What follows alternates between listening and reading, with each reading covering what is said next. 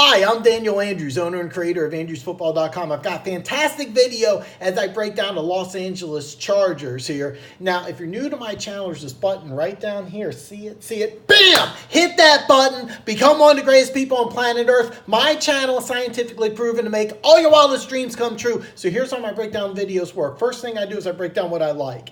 Then I break down what I don't like, but stick around to the very end where I break down the Vegas over-under. And if you should put action down on the Los Angeles Chargers, so let's just break down what I like. And first thing I like is the overall team, okay? There's only two teams in the NFL that have a top 8 offense and defense, and I'm going by points per game. And one's the New England Patriots, the other one is the Chargers. They have the 6th-ranked offense, the 8th-ranked defense. I mean, you have an extremely well-balanced team. It's really hard to do in this day and age. But the Chargers have a very good offense and a very good defense. Top to bottom, I think the Chargers have the most talented roster in the NFL. And I'm just going to zip through this kind of quick, but look at the offense. You got Pro Bowler Philip Rivers. If you're doing a top 10 list or ranking quarterbacks 1 through 32, I guarantee you Philip Rivers is ranked way too low. Out of all the people coming to Arrowhead this year, Philip Rivers is the #1 guy I fear. I've seen him do some crazy things at Arrowhead, both good and bad. Nobody scares me like Philip Rivers. However good you think he is, he's better. He's an excellent quarterback. I could talk for an hour about how many things I fear about Philip Rivers. I'm a Chiefs fan, but Philip Rivers scares the you-know-what out of me. However high you have him ranked, it's not high enough. Pro Bowl running back Melvin Gordon. I'm going to talk about him a little later. Keenan Allen, this is another guy, very underrated. Reminds me a lot of Michael Irvin, a big body receiver, does all the grunt work. I mean, he's big, he's physical, doesn't have great downfield speed, but doesn't matter because you have a, what's his name? Kelvin Benjamin, who runs like a 4.2. And then you also have Mike Williams, who's actually more athletic, but your #1 receiver is one. I actually think he might be a top 5 receiver, but he's definitely a top 10. Very underrated player. But look at your defense. Derwin James. All right. You got Desmond King, Adrian Phillips, Casey Hayward. Casey Hayward didn't go to a Pro Bowl last year. We went to the previous 2. This is the best secondary in the AFC West. Of course, people remember the no-fly zone in Denver. It's been replaced now. Chargers have the best secondary in AFC West. Then you have excellent pass rushers in Joey Bosa and Melvin Gordon. Melvin Gordon I had a huge crush on coming out of USC. That's South Carolina, not Southern Cal. But bottom line, look at what you got. You got a secondary littered with first-team All-Pros. You got an excellent pass rush. And look at the division you're playing against. You got MVP Mahomes. You got Derek Carr, who had a down year, still threw over 4,000 yards. Plus, they added some guy named Antonio Brown. Then you also bring in a Super Bowl winning quarterback, Super Bowl MVP winner in Joe Flacco. So you have a division that's a passing division. So you got arguably one of the top pass rushing duos. Now, keep in mind, Von Miller and Bradley Chubb's better, but can you argue that Bosa and Gordon, when Bosa's healthy, is second best in the NFL? You actually can make that. I'm not 100% sure if they're #2, but they're top 5 when Bosa's healthy. So you have an excellent secondary, excellent pass rush. They added Thomas Davis from Carolina. Now, I just got done binge watching that Carolina special on Amazon, All or Nothing, and they talk about Thomas Davis a lot. He's very well respected by players, coaches. This is a guy whose veteran leadership is really going to help. Hopefully, he doesn't have too much in the tank from a Chiefs fan perspective, but I think this is an excellent pickup. And the reason why I'm going to bring that up is that I actually think that this roster is actually more talented, just by a hair, than last year's roster. So this team really scares me quite a bit.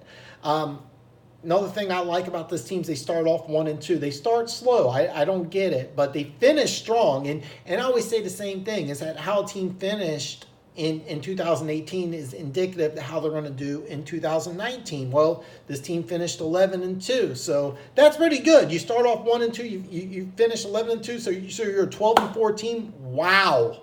So you don't get too much better than going 11-2 to end of the year. Third thing I like about the Chargers is your road record. You're the NFL best 7-1. Your road warriors, including beating my Kansas City Chiefs on Thursday night. So it was a great game, but being a Chiefs fan, I obviously hated that.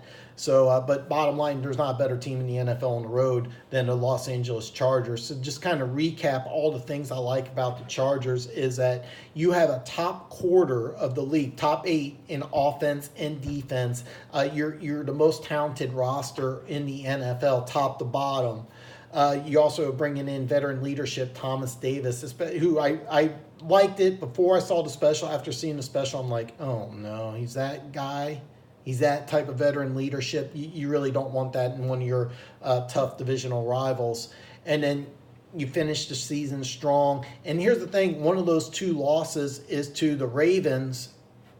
You play them a couple weeks in the playoffs in Baltimore, a tough place to win, and you beat them. So you avenge that loss just a couple weeks later. It shows really grit, really toughness. Part of the grit and toughness is the road record, 7-1, NFL best record on the road. And like I said, they even beat my Chiefs on Thursday night, so it's devastating. So now what I don't like about the Los Angeles Chargers is the Melvin Gordon holdout. The Chargers have had a past of making bad decisions. I'll retract, what was it, back to 2001. They fired Marty Schottenheimer after the 14-2 season. Yeah, I know North Turner came in, won a playoff game, but ultimately the franchise started to nosedive. Part of that. Now, keep in mind, I just talked about how much I like Phillip Rivers, but you gave up Drew Brees to get Phillip Rivers. Which one's a better quarterback? I'm going to say it's Brees. Let me ask you this here. If Drew Brees is the quarterback for that 14-2 team, does that team win a Super Bowl? You know, with Rivers, they don't. So, it's argumentative that due to their personnel decisions, they ended up losing out on a Super Bowl. In order to win a Super Bowl, Melvin Gordon has to be on this team. If Melvin Gordon shows up late or he's out of shape, and I don't think he's going to show up out of shape. I think very highly of him as a player. But if you can't get him signed, and you have no chance of winning a Super Bowl, period.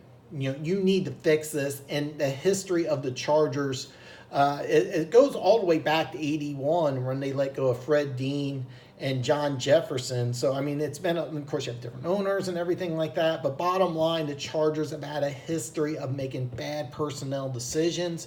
They need to get this right if they want to win a Super Bowl this year. Without Melvin Gordon, can they get to the playoffs? Sure, they're not winning a Super Bowl without him, though. I guarantee that. Next thing I don't like is they don't have a home field advantage. Yes, they went 7-1 on the road last year. They're not doing that again. I mean, I don't care how big of a Chargers fan. Are you really going 7-1 on the road again? I don't think so. But let's say you do. Let's say even if you do go 7-1. Let's say you get home field advantage. You know the Chiefs can win in that soccer stadium. They're 2-0 there. How much red's going to be in that soccer stadium? Let's say hypothetically you sweep the Kansas City Chiefs. You get home field advantage, and you play the Chiefs in that soccer stadium. This year they're playing in Mexico for the road game on Monday night. So do you really have a home field advantage?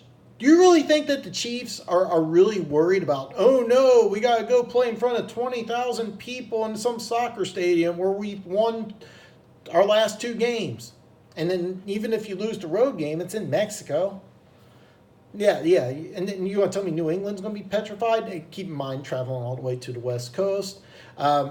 That was kind of a tough thing last year. I knew the Chargers had no chance because they were an early game after going all the way to Baltimore, all the way back, and going all the way to New England. And then the NFL did no favors by making them the early game. So that was really, really tough. Kind of a cheap shot there. But bottom line, even if they get home field advantage, there's no home field advantage. I know my Chiefs can win there. I'm pretty sure the Patriots aren't worried about 20,000 fans in L.A., so no home field advantage. And those are really the only things that I don't really like. I mean, there's not much, but bottom line, in order to win Super Bowl, they need Melvin Gordon. They need to get this right. They need to fix this. The fact that they don't have him in camp is a colossal screw-up. And second thing, they don't have a home field advantage. Even if you do get that number 1 seed, it doesn't matter. you're almost better going off on the road. The only problem is last year you had to go all the way to the East Coast, all the way back to the West Coast, all the way back to the East Coast. I figured out it was over 12,000 miles worth of travel in a week. It even takes the toll on professional athletes going back and forth. Plus, the NFL did them no favor by making them an early game. So it was like a 9 a.m. game for them. I don't know of any NFL team that's like, hey, 9 a.m., I'm ready to go. But and also, even if everything was perfect, were they going to beat the Patriots? It's hard to say, but I absolutely, positively, 100% was sure that they were not going to win that game and advance, which was sad for me because I would have wanted them to advance. That way they come back to Arrowhead, so I would rather play the Chargers in the AFC Championship game than the Patriots. And I'm right. They lost. They ended up losing. So anyway. So listen, if you stuck around, what did I say? I talked about the over-under, and the over-under has been really steady for the Chargers. It's at 9.5. It's if you want to bet over 9.5, it's negative 140. So you have to wager $140 to win 100. But if you want to bet under, it's plus 120. So a $100 wager will win you 120.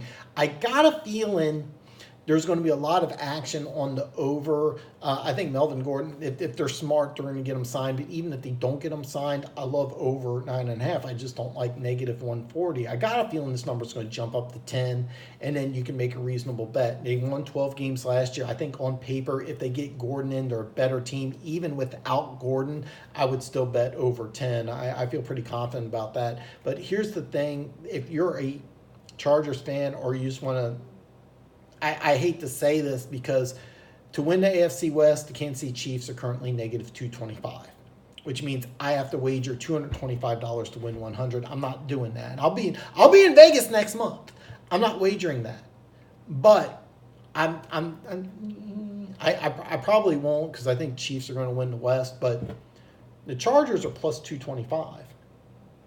So if you think Chargers are going to win the West, it's either going to be Kansas City or the Chargers. A $100 wager will win you $225.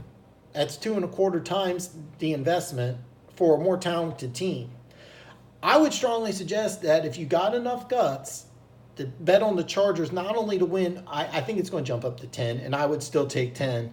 But you may want to consider the Chargers winning the AFC West. It would not surprise me if the Chargers win the AFC West. On paper, top to bottom, they're the best team in the NFL. So listen, if you've been following my videos, I know you're thinking, hey, Dan, you're doing Kent. No, I'm skipping the Chiefs, saving the best for last. I'm doing the Saints Wednesday. I'm doing Friday for the Rams. Monday, I'm doing New England. I'm doing 2 videos on my Kansas City Chiefs. So listen, if you're a subscriber to Andrews Football, you already know you're one of the greatest people on planet Earth. All your wildest dreams are going to come true. But look, check out the playlists over here and see the subscribe button right down here. Blew it up for you. Bam! Hit that button. Become one of the greatest people on planet Earth. Wednesday's the Saints. So hey, I'll see you Wednesday.